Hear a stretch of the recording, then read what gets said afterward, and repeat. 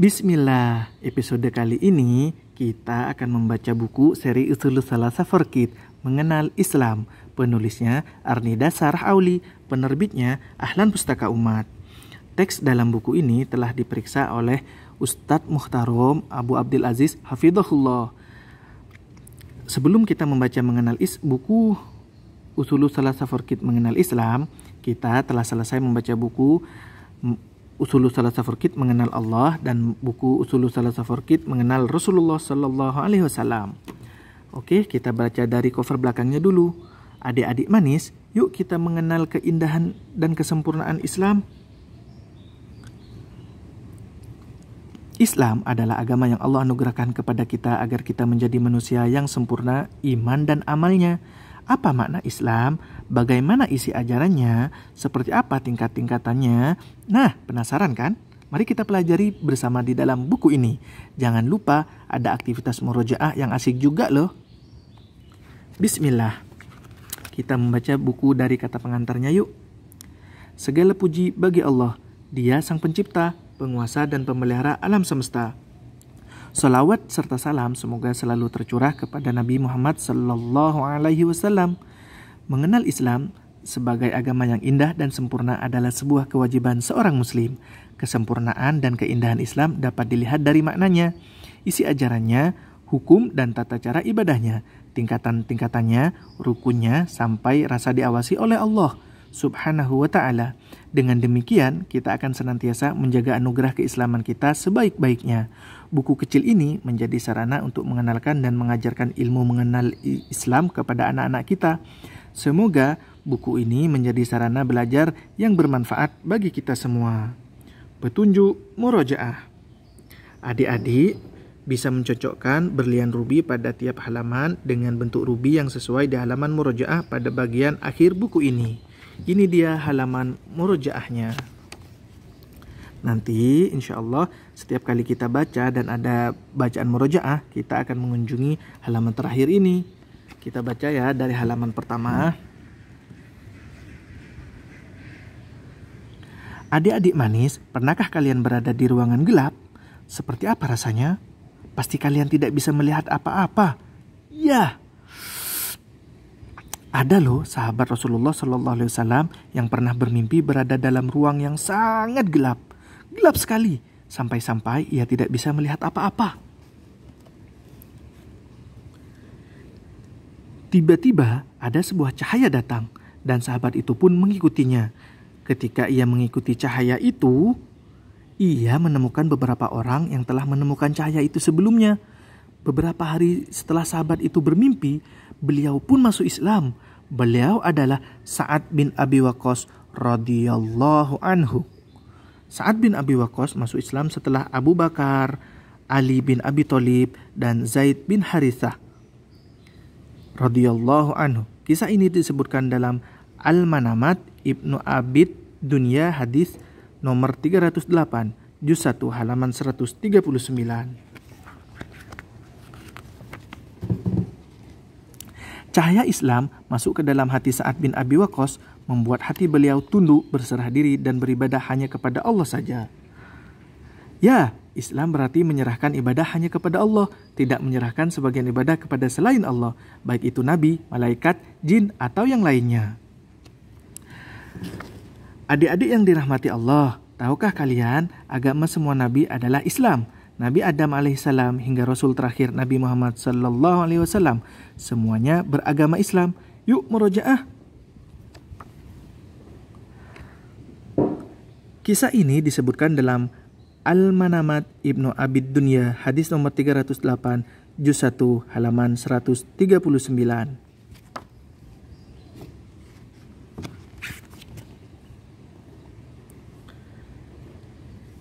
Semua nabi yang Allah utus membawa Islam, mereka semua menyerukan tauhid, ibadah hanya kepada Allah dan berserah diri kepada seluruh ketaatan dan ketentuan dan kehendak Allah. Yuk murojaah.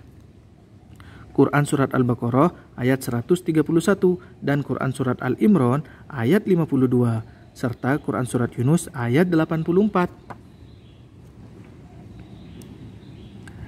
Yang membedakan di antara mereka hanya tata cara ibadah dan halal haramnya saja. Misalnya, sholat sudah diwajibkan kepada umat-umat sebelum kita, akan tetapi sholat umat terdahulu hanya sah jika dilaksanakan di dalam masjid, sedangkan umat Nabi Muhammad SAW diperbolehkan sholat di mana saja. Seluruh permukaan bumi adalah masjid, kecuali kamar mandi dan kuburan. Hadis riwayat Abu Daud, At-Tirmidzi, dan Ibnu Majah, dan Ahmad. Yuk murojaah. Quran Surat Al-Baqarah ayat 132 dan An-Naml ayat 31. Umat terdahulu tidak diperbolehkan mengambil harta rampasan perang, sedangkan umat Nabi Muhammad SAW diperbolehkan mengambilnya. Yuk murojaah. Quran Surat Al-Maidah ayat 48. Adik-adik yang dirahmati Allah, Islam memiliki 3 tingkatan, yaitu Islam, iman, dan ihsan. Yuk kita pelajari satu persatu. Suatu ketika Rasulullah SAW sedang duduk dengan para sahabatnya. Tiba-tiba datang seorang tamu. Tidak ada sahabat yang mengenali tamu tersebut. Lalu tamu tersebut menghampiri Rasulullah SAW, duduk di depan beliau, menempelkan lututnya pada lutut beliau dan meletakkan tangannya di paha beliau. Tamu itu berkata kepada Rasulullah SAW, "Wahai Muhammad, ajarkan kepadaku tentang Islam." Rasulullah SAW menjawab, "Islam itu engkau bersaksi bahwa sesungguhnya tidak ada Tuhan yang berhak disembah selain Allah, dan sesungguhnya Muhammad utusan Allah. Engkau mendirikan sholat, mengeluarkan zakat, berpuasa pada bulan Ramadan, dan haji ke Baitullah jika engkau mampu melaksanakannya." Nah, dari hadis di atas kita bisa mengetahui bahwa rukun Islam ada 5, yaitu 1. Mengucapkan 2 kalimat syahadat, yakni mengucapkan kalimat berikut ini: Asyhadu an la ilaha illallah wa asyhadu anna Muhammadur Rasulullah. 2. Melaksanakan sholat 5 waktu dalam sehari semalam, tidak meninggalkan sholat, tidak bermalas-malasan, dan tidak mengakhirkan sampai keluar waktunya. 3. Menunaikan zakat bagi orang yang mampu. Zakat ini diberikan kepada orang yang berhak menerimanya. 4. Berpuasa, yakni tidak makan dan minum mulai azan subuh hingga azan maghrib. Puasa ini wajib dilakukan selama 1 bulan penuh di bulan Ramadan. 5. Haji ke Mekah pada bulan Zulhijjah. Haji ini wajib bagi yang mampu dan cukup hartanya. Adik-adik tentu penasaran, siapa ya tamu yang datang kepada Rasulullah SAW? Tamu itu ternyata bertanya lagi, "Wahai Muhammad, ajarkan kepadaku tentang iman." Rasulullah SAW menjawab, "Engkau beriman kepada Allah, malaikat-malaikatnya, kitab-kitabnya, kepada rasul-rasulnya, kepada hari kiamat, dan kepada takdir yang baik maupun yang buruk." Siapa ya tamu itu sebenarnya? Ternyata tamu itu adalah malaikat Jibril yang mengajarkan kepada para sahabat, yang mengajarkan Islam dan iman kepada para sahabat. Dari kisah di atas kita juga mendapat pelajaran tentang iman. Iman berasal dari bahasa Arab yang artinya yakin dan percaya. Sedangkan menurut istilah, iman adalah percaya dalam hati, mengucapkan dengan lisan, dan diamalkan dengan perbuatan. Iman bisa bertambah dan berkurang. Iman bertambah dengan taat kepada Allah. Sebaliknya, iman bisa berkurang disebabkan maksiat kepada Allah. Iman mempunyai 6 rukun. Apa saja ya? 1. Iman kepada Allah, yaitu kita yakin bahwa Allah yang menciptakan dan mengatur seluruh alam.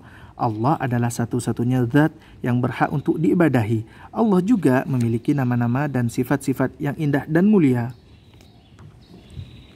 2. Iman kepada malaikat, yaitu kita yakin bahwa malaikat itu ada dan jumlahnya banyak sekali. Ada yang kita ketahui namanya, ada pula yang tidak. Mereka memiliki tugas dari Allah dan mereka selalu patuh kepada perintah Allah. Berbeda dengan kita, kadang ada yang mematuhi perintah Allah, ada pula yang tidak. 3. Iman kepada kitab-kitab Allah, yaitu kita yakin bahwa Allah telah menurunkan kitab-kitab Taurat kepada Nabi Musa, Suhuf Ibrahim kepada Nabi Ibrahim, Zabur kepada Nabi Daud, Injil kepada Nabi Isa, dan Al-Quran sebagai kitab terakhir yang Allah turunkan. Semua manusia harus beriman dan mengamalkan Al-Quran. 4. Iman kepada Rasul-Rasul Allah, yaitu yakin bahwa Allah telah mengutus Rasul kepada setiap umat yang mengajak mereka mentauhidkan Allah. Kita juga harus yakin bahwa Muhammad bin Abdullah adalah Rasul yang terakhir. Kita wajib taat kepada beliau. Yang kelima, iman kepada hari akhir, yaitu yakin bahwa seluruh manusia akan dibangkitkan dan menerima balasan perbuatannya ketika di dunia. Kita juga harus yakin bahwa surga ada untuk manusia yang beriman dan bertakwa, dan neraka ada untuk orang kafir, musyrik, dan manusia yang bermaksiat kepada Allah.